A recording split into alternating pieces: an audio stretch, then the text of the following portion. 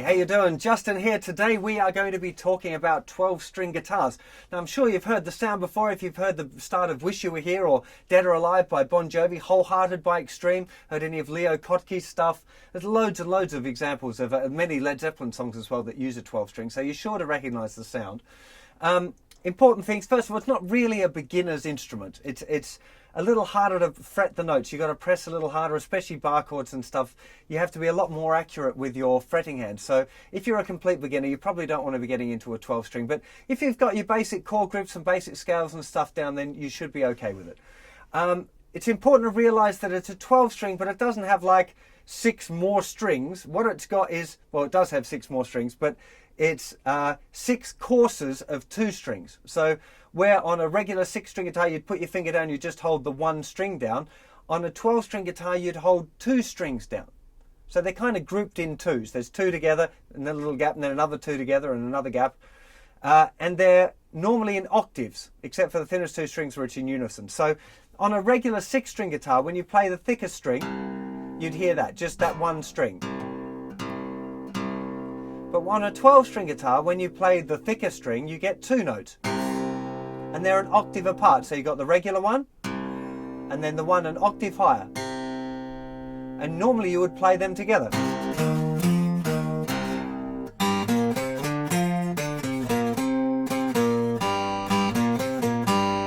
can hear there's actually 2 notes there. This is the next string down. There's the high note and the low one. But normally they'd be played together like that. Now what this means is that actually all of the chords and scales and everything are exactly the same. Right? That's really important that you get that. So the 12-string and the 6-string, as long as it's in the same tuning or whatever, is exactly the same to play. You'd use the same chord grips.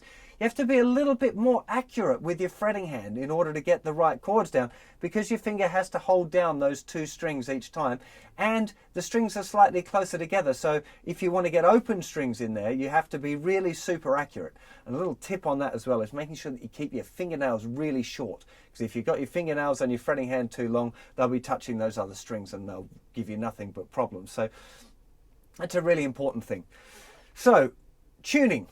Let's talk a little bit about tuning. Now, first thing, because you've got 12 strings on there, there's a lot more tension on the neck in general, right? So the majority, it seems, of 12-string guitar players tune it down. Now, most common seems to be 1 tone down. So instead of tuning E, A, D, G, B, E, which would be a standard regular tuning, you'd tune it to D, G, C, F, A, D, which would just be, it's exactly the same tuning, but tuned down 1 tone, right? So that's probably the most common type of tuning that you've got. If you do that and you want to play like regular along with somebody else in a regular tuning, all you need to do is put a capo on the 2nd fret. Now, putting the capo on the 2nd fret also means that your action's a little lower as well. So a lot of people, especially back in the day when guitars weren't set up so well, this has got a really nice setup, so it does work okay in regular tuning. But if you've got a high action, whacking the old capo on there significantly improves it. So a lot of that stuff from the 60s and 70s, they nearly always had a capo on. So that's an important thing to kind of get used to as well. So tuning all the way down a tone, sometimes just a semitone. More Than Words, not More Than Words, Wholehearted by Extreme is just a semitone down, right? So a lot of the Led Zeppelin stuff's in normal tuning. So you know, there's a little bit of experimentation to be had when it comes to that. So once you've decided what you're going to do, now my standard choice is a tone down, right? The tuning that I mentioned before. I'm going to put these tunings and all this information on the website as well. So if you didn't catch it, go and check the stuff on the website. A really important thing is to learn actually how to tune, because it can be a little awkward. Now, first thing you want to do is actually have a really accurate tuner. That's really important. Now, I'm in double drop D, so my two outside strings are tuned down to a D at the moment.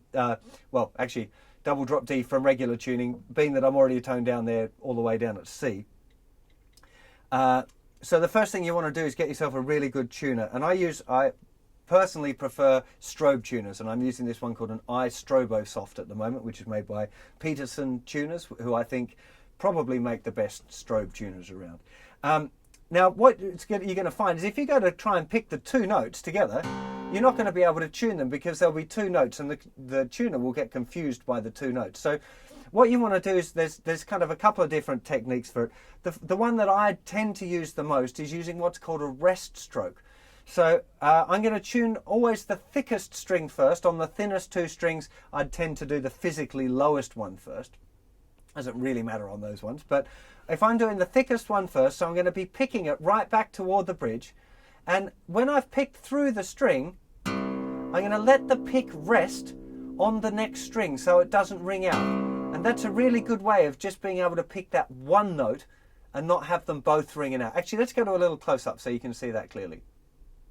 So what we'll be doing here is doing an up pick to get this thicker string and leaving the pick resting on that next string, which is kind of actually the highest one. So we've got pick it, and you'll see it's just resting on that string. That'll stop it from ringing out and get you a good, good clear note to be able to tune from. You can do the thinnest one as well and leave it resting on the next string if you want. So it'll take a little bit of practice to get used to being able to do that, but I think that's a really good method. Okay, so the first thing you need to do is be able to tune one of those two notes. So this one's currently down at a C, and I'm going to tune it up to a D. So I'm just going to play it, resting on the note.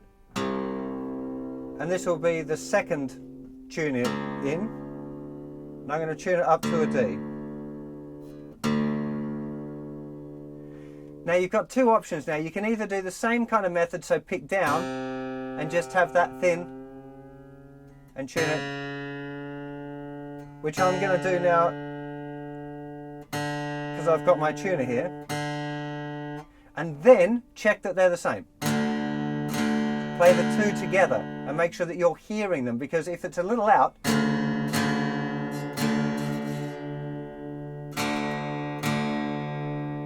you can tweak it a bit by ear. Now, because of the nature of the instrument, there's always going to be little bits that are out of tune, and it actually kind of sounds cool, particularly on the thinnest two strings. I'm just going to show that to you now. So we're going to use that same technique. So I'm just going to pick up and mute the second string, get it up to a D. And this time, instead of using the tuner, I'm going to tune the second one just by ear. So just play the two strings together.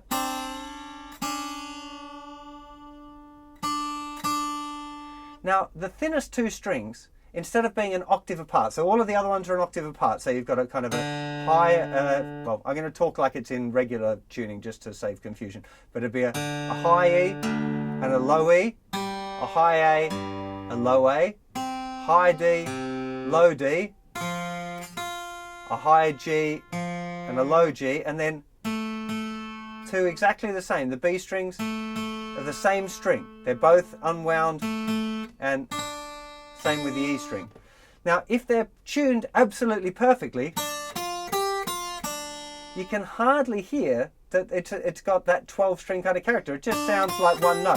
So if you knock one ever so slightly out of tune, that's enough.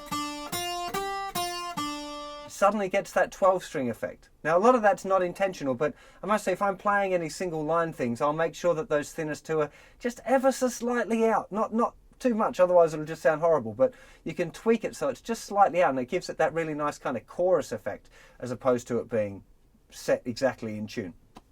So the other thing to explore, of course, is that open tuning idea. So on 12 strings, I really love the sound of double drop D, so tuning the two outside strings down a tone.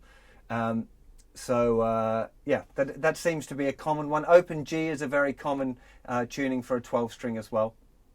So that's important. Now, when it comes to talk about a few of the technical things, when you're playing chords, it's really important that you concentrate on where you get your fingers and that you're not muting other strings, because it's quite difficult. You know, if you're going to do a C chord nice and clearly and get all of the strings that you want ringing out, you know, your fingers are going to have to be placed pretty perfectly. The neck's a little wider than a regular guitar too, so it feels slightly different, you know.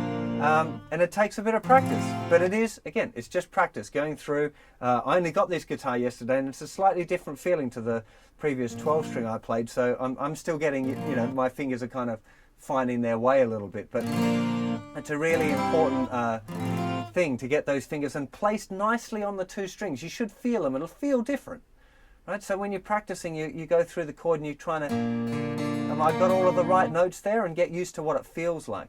Now, this is the same with scales and single note stuff as well. As soon as you're going to play one note,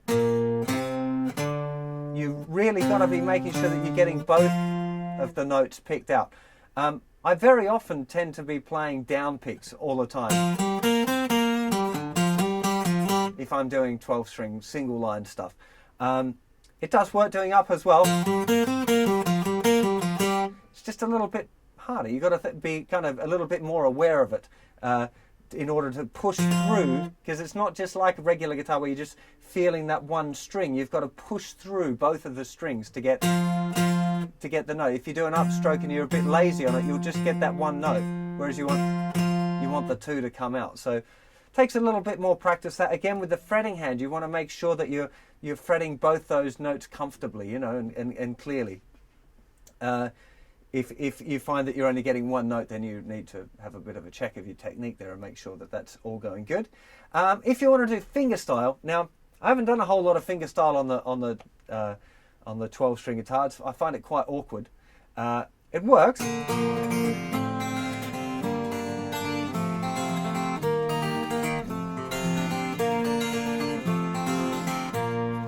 In fact, it sounds pretty cool. It's something I'm going to explore myself a lot. One thing that a couple of friends have mentioned to me is using a thumb pick. Now, at the moment, I've really not got along with using a thumb pick. I've tried a few times playing Tommy Emmanuel tunes and stuff. I thought I really should get into it, and I find it sticky. I'm going to, something, again, that's in my to-do list. So you might, if you're going to do a lot of fingerstyle on the 12 string, you might want to invest in a thumb pick. It's probably a good idea. Maybe even finger picks too. I'm not going to bother with that because I've got the old fakey plastic nail things, so I think that they'll suffice fine. But you might want to explore that option as well. I think that's probably enough to give you a good start on the 12 string guitar if you're going to have a crack on one. They're a lot of fun, really inspiring instrument to play, I think. I love the sounds and the textures. And one other thing actually that I'll mention is that they're very sensitive to where you pick. So if you're playing in the middle of over the sound hole kind of thing, you get a very round sound, but up here, right up near the bridge, you can get a really nice kind of brittle, brighter sound, which sometimes, particularly for single note stuff, I'd much prefer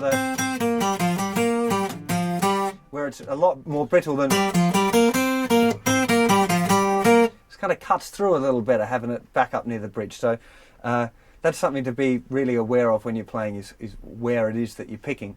Hope you have a lot of fun playing your 12 string, and I'll see you for another lesson very soon. Take care of yourselves. Bye bye.